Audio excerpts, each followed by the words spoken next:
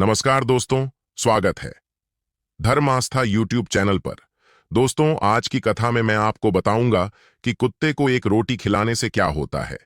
यह कथा आपको सोचने पर मजबूर कर देगी, इसलिए इसे पूरा ध्यान से सुने दोस्तों। एक समय भगवान शिव कैलाश पर्वत पर अपनी ध्यान साधना में लीन थे। तभी उनके पास माता पार्वती आती है और उनसे कहती हैं, हे स्वामी, मेरे मन में एक प्रश्न उठ रहा है, कृपया उसका समाधान कीजिए। माता पार्वती की बात सुनकर भगवान शिव उनसे कहते हैं, कहो प्रिया, मैं तुम्हारी मन की जिज्ञासा को अवश्य ही शांत करूंगा। तब देवी पार्वती कहती हैं, मैं यह जानना चाहती हूं कि कुत्ते को एक टुकड़ा रोटी खिलाने से मनुष्य को कौन सा फल मिलता है। यह सुनकर भगवान शिव कहते हैं, हे देवी, अगर मनुष्य कुत्ते को रोटी खिलाने के 8 फायदे जान जाए तो वह कभी दुखी नहीं रहेगा। देवी, कुत्ते को एक टुकड़ा रोटी खिलाने से मनुष्य को 8 फायदे होते हैं, तथा जो भी मनुष्य इन फायदों के बारे में जान जाता है उसका जीवन धन्य हो जाता है और उसको जीवन में कभी दुखों का सामना नहीं करना पड़ता है। जो भी मनुष्य पृथ्वी लोक पर कुत्ते को एक टुकड़ा रोटी खिलाता है उसे 8 फायदे होते हैं और वह जीवन भर सुखी रहता है और उसे मृत्यु के बाद मोक्ष की प्राप्ति होती है। फिर भगवान शिव माता पार्वती से कहते हैं, हे देवी, आज मैं तुम्हें एक कथा सुनाता हूं। आप उस कथा को पूरा ध्यान से और मन लगाकर सुनिए। इस कथा को सुनने के बाद आपको आपके सभी प्रश्नों के उत्तर मिल जाएंगे। फिर भगवान शिव माता पार्वती को कथा सुनाना आरंभ करते हैं और कहते हैं, मित्रों, कथा प्रारंभ करने से पहले आपसे एक हाथ जोड़कर छोटा सा निवेदन करता हूं। यदि आप भी भोलेनाथ के सच्चे भक्त हैं तो कमेंट बॉक्स में ओम नमः शिवाय लिखते हुए वीडियो को लाइक और चैनल को सब्सक्राइब अवश्य करें। भोलेनाथ कहते हैं, हे देवी, एक समय की बात है। एक काले रंग का कुत्ता था। वह बहुत ही लाचार था और भूखा प्यासा था। वह गांव में सभी के घर घर जाता था, परंतु उसे कोई भी व्यक्ति रोटी का एक टुकड़ा भी नहीं देता था। वह भूख के मारे इधर उधर घूमता रहता है। फिर एक दिन वह गांव के बाहर नदी के किनारे एक ऋषि के आश्रम पर पहुंच गया और ऋषि से कहने लगा, हे मुनिवर, मुझे लगता है आप बहुत ही विद्वान तथा ज्ञानी हैं, इसीलिए मैं भूखा प्यासा आपके पास आया हूं। कृपा करके आप मुझे एक टुकड़ा रोटी का दे दीजिए, जिसे मैं खाकर अपनी भूख को शांत कर लूं। तभी वह ऋषि कहते हैं, हे स्वान, क्या तुम्हें गांव में एक टू रोटी का किसी ने नहीं दिया जिसे तुम खाकर अपनी भूख मिटा सको। यह सुनकर वह कुत्ता आर्ष से कहता है, हे मुनिवर, मैं आपको क्या बताऊं, आप मेरी बातों पर विश्वास नहीं करोगे। तभी वह ऋषि उस कुत्ते से कहते हैं, हे स्वान, तुम बताओ, मैं तुम्हारी बातों पर विश्वास अवश्य करूंगा। मुझे तुम बहुत ही लाचार दिखाई पड़ते हो। तभी वह कुत्ता कहता है, ठीक है मुनिवर, मैं आपको अपनी बीती बताता हूं। फिर वह कुत्ता उन आर्ष से कहता है, हे मुनिवर, दुनिया के लोग हम पर रहम नहीं करते, क्योंकि हमारा कोई घर नहीं होता, कोई आसरा नहीं होता, कमाकर खाना हमें नहीं आता, हमें वस्त्र भी पहनने का ज्ञान नहीं है। इसलिए सर्दी गर्मी और बरसात में हम ऐसे ही घूमते रहते हैं। हमें पढ़ना लिखना भी नहीं आता। मुनिवर, आपकी तरह हमें अनुशासन नहीं आता, हमें आपकी तरह बोलना नहीं आता। यह हमारा दुर्भाग्य ही समझिए, परंतु हमें आपकी तरह भूख भी लगती है। चोट लगने पर हमें आपकी तरह पीड़ा भी होती है। हमें आपकी तरह रोना भी आता है। बस इन्हीं 3 कामों में हम आपकी बराबरी करते हैं। इसलिए हम पर दया दिखाइए, हमें और कष्ट मत दीजिए। ईश्वर ने तो हमें वैसे भी कष्ट देकर ही भेजा है, ऊपर से आप लोग हमें परेशान करते हैं। हम आपकी तरह मनुष्य नहीं हैं, हम पराधीन जीव हैं। जब हमारा जन्म हुआ उस समय हमारे आंख कान बंद थे। कह नहीं सकते कि उस समय आपके जन्म पर जैसे नाच गाना होता है, बाजे बजते हैं, खुशी मनाई जाती है। हमारे जन्म पर भी यह सब हुआ होगा। हमारे जन्म पर किसने खुशी मनाई होगी? हम जिस बिछौना पर थे वह रुई का नरम तो था, सर्दी बिल्कुल नहीं लगती थी। मैं मन में सोच रहा था कि किसी बड़े घर में पैदा हुआ हूं, लेकिन जब हमारी आंख खुली तो मैंने देखा कि हमारी मां, जिसे आप लोग कुतिया बोलते हो, वह अपने 5 बच्चों को छाती से चिपकाकर एक राह के ढेर में पड़ी थी। हम 5 भाई थे, बाकी 4 भाई तो लाल और भूरे रंग के थे। मैं अकेला ही काले रंग का था, सब में छोटा मैं ही था, इसलिए कमजोर था। मेरी मां हम लोगों के पास कम ही आती थी, क्योंकि उसे भी अपने भोजन की व्यवस्था करनी पड़ती थी। यदि वह ना खाती तो हमें दूध कहां से पिलाती। उस एक माँ पर हम 5 भाई निर्भर थे। वह बेचारी अपने भोजन के लिए इधर उधर दौड़ती रहती थी। कभी भोजन मिल भी जाता था, कभी नहीं भी मिलता था, लेकिन वह हमेशा हम पांचों का बड़ा ख्याल रखती थी। आखिर वह हमारी माँ थी। वह रात भर जागकर गांव की रखवाली करती थी। किसी की मजाल नहीं थी कि कोई अनजाना आदमी बुरी नीयत से गांव की तरफ झांक भी जाए। दूसरे गांव के कुत्ते भी हमारी मां के डर से गांव में नहीं आते थे। गांव के किसी किसान के खेत में कोई जानवर खड़ी फसल खाने आते तो हमारी मां उसे दौड़कर भगा देती। गांव वालों के लिए इतना सब करने के बाद भी कोई कोई मनुष्य तो हमारी मां को भोजन तक नहीं देता था। भोजन के लिए हमारी मां को मजबूर होकर छीना झपट्टी करनी पड़ती थी। कई बार तो लोग उसे लाठी डंडों से पीट पीट कर भगा देते थे। बेचारी उस दिन भूखी प्यासी रहकर पेट की आग से जलती रहती थी।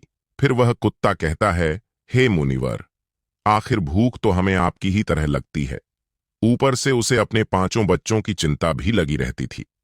आखिर मां जो थी, भूख उसे चैन से बैठने नहीं देती थी और गांव वालों का भी उसे देखकर हृदय नहीं पसीजता था, तो बेबस होकर उन लोगों के घरों में चोरी से घूमना पड़ता था और खाने की कोई चीज मिल जाती तो उसे खाकर अपने पेट की आग बुझा लेती थी। कई बार तो लोग उसे खाने की वस्तु ले जाते हुए देखते तो लाठी डंडे लेकर उसके पीछे पड़ जाते। कुछ निर्दय लोग तो कई बार उसे घर के अंदर बंद करके पीटते थे। हमारी मां का बुरा हाल कर देते थे। फिर वह कुत्ता उन आर्ष से कहता है, हे मुनिवर, हमारी मां ने क्या बिगाड़ा था? उसने सिर्फ अपने पेट के लिए भोजन ही तो चुराया था। चोरी करने का हमें कोई शौक नहीं है, पर पापी पेट हमें यह सब करने के लिए मजबूर कर देता है। एक दिन की बात है। बड़ी जोरदार बरसात हो रही थी।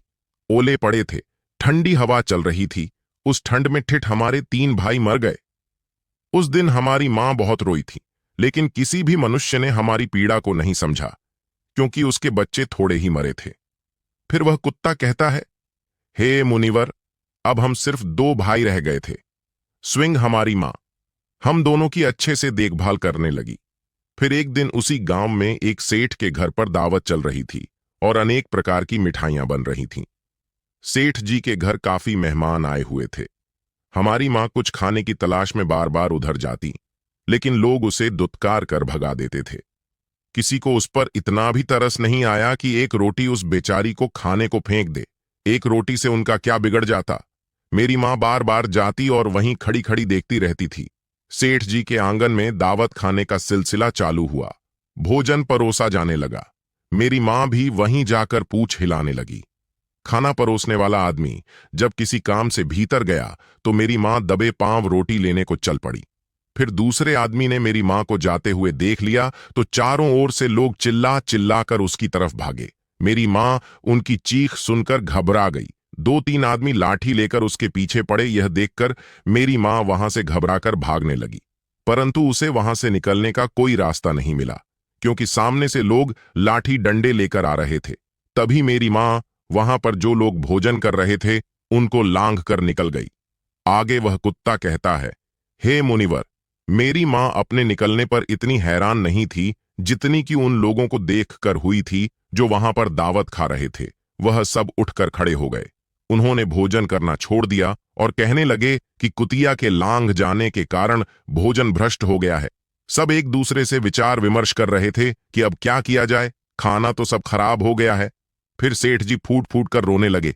कुछ लोग तो यह भी कह रहे थे कि भाई, कुतिया के लागने से भोजन खराब कैसे हो गया? उसने खाने में या पतलों में मुंह थोड़ी डाला है, सिर्फ ऊपर से लांग कर ही तो गई है। और कहने लगे, शहरों में तो लोग कुत्ते को पालकर घर के अंदर सुलाते भी हैं और खिलाते भी हैं, तो इसमें कोई बुरी बात नहीं है। अगर कुतिया लांग कर गई है तो भोजन खराब नहीं हुआ है। लेकिन उनमें से कुछ लोग बड़े घरों से ताल्लुक रखते थे। उन्होंने एक भी नहीं चलने दी। कह रहे थे कि भोजन तो भ्रष्ट हो गया है, यह हमारे खाने के लायक नहीं है। आखिरकार उन्हीं की बात मानी गई। अब तो वह सारा भोजन गरीबों में बांट दिया गया। उस दिन तो मेरी मां को खूब पेट भर के खाना मिला था। ऐसा सुख उसने जीवन में कभी नहीं पाया था, लेकिन वह सुख उसके लिए बड़ी मुसीबत बन गया। वह भोज न करके वहां आराम से लेटी ही थी। उतने में वह सेठ डंडा लेकर वहां आ पहुंचा और उसे बुरी तरह से पीटने लगा। उसे वहां से भागने का भी कोई अवसर नहीं मिल पाया। डंडों की चोट से वह बुरी तरह से चिल्लाने लगी। मां का विलाप सुनकर पत्थर भी पिघल जाता है, पर उस निर्दय को उस पर जरा भी रहम नहीं आया। वह उसे कठोरतापूर्वक पीटता रहा। मां का वह सौर पूरे गांव में सुनाई दे रहा था। तब कुछ लोग आए और उसे समझाते हुए बोले, सेठ जी, जाने दो, भूख में तो आदमी की भी बुद्धि भ्रष्ट हो जाती है। यह तो एक पशु है, इसे अच्छे बुरे का क्या ज्ञान। अब इसे मारकर आपको क्या मिलेगा? जो होना था सो हो गया। लोगों के समझाने के बाद उसने हमारी मां को पीटना बंद किया। फिर बड़ी मुश्किल हालात में वह हमारे पास आई। मां ने आकर सारी कहानी हम दोनों भाइयों को सुनाई। हमने सोचा कि कितना कष्ट भरा है। हम कुत्तों का जीवन आदमी एक रोटी के टुकड़े के बदले एक चोर के जितना पीटता है। बेकार है ऐसे लोग जो हम लोगों की पीड़ा को नहीं समझते। फिर वह कुत्ता कहता है, हे मुनिवर, एक दिन की बात है। उसी गांव के बाहर एक ब्राह्मण आकर ठहरा हुआ था। उसने अपने भोजन के लिए एक जगह चुल्ला बनाया और उस पर दाल बनाने के लिए रख दी। उसके बाद आटा गोद कर रख दिया। फिर वह वहीं पास में कुएं पर पानी लेने चला गया। इधर कहीं से मेरी मां भी घूमती हुई वहीं पहुंच गई। उसने आटे को देखा तो सोचने लगी कि शायद इस आटे का कोई मालिक नहीं है। यही सोचकर वह उस आटे को खाने लगी। उधर उस ब्राह्मण ने कुएं के पास से देखा कि उसका आटा एक कुतिया खा रही है, तो वह बड़ा दुखी हुआ।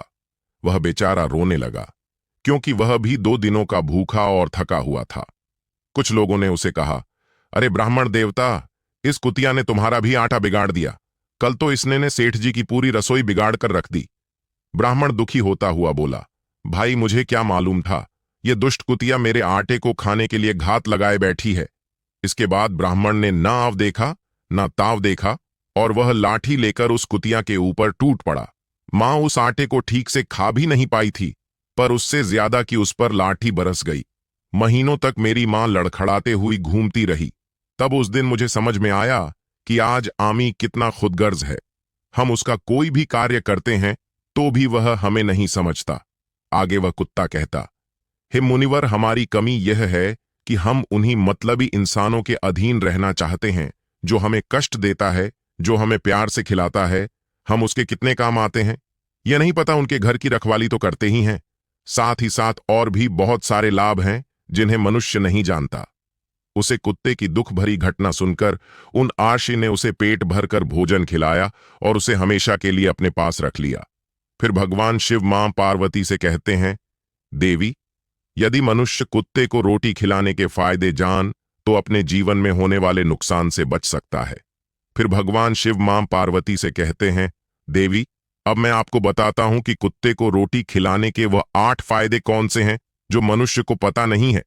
हे देवी, जब भी घर में रोटी बना जाती है तो सबसे पहली रोटी गौ माता की होती है और पिछली रोटी कुत्ते की होती है, और ऐसा ही विधि का विधान है। लेकिन भगवान के बनाए उस विधान को भूलकर मनुष्य अगली और पिछली रोटी स्वयं ही खा जाता है। इसका दुष्प्रभाव उसके जीवन पर पड़ता है। फिर भगवान शिव मां पार्वती से कहते हैं, है देवी, कुत्ता वह प्राणी है जिसको रोटी खिलाने से मनुष्य के जीवन में पड़ने वाले ग्रहों के दोष भी दूर हो जाते हैं। फिर भगवान शिव पार्वती को कुत्ते को रोटी खिलाने का पहला फायदा बताते हैं और कहते हैं, है देवी, कुत्ते को रोटी खिलाने से ग्रहों के नकारात्मक प्रभाव कम हो जाता है, क्योंकि ग्रह जब अपनी कुदृष्टि डालता है तो हर मनुष्य बर्बाद हो जाता है। जिस व्यक्ति पर उनकी महादशा का आरंभ हो जाता है तो बने बनाए काम अपने आप बिगड़ने लगते हैं और वह मनुष्य आर्थिक तंगी का शिकार हो जाता है।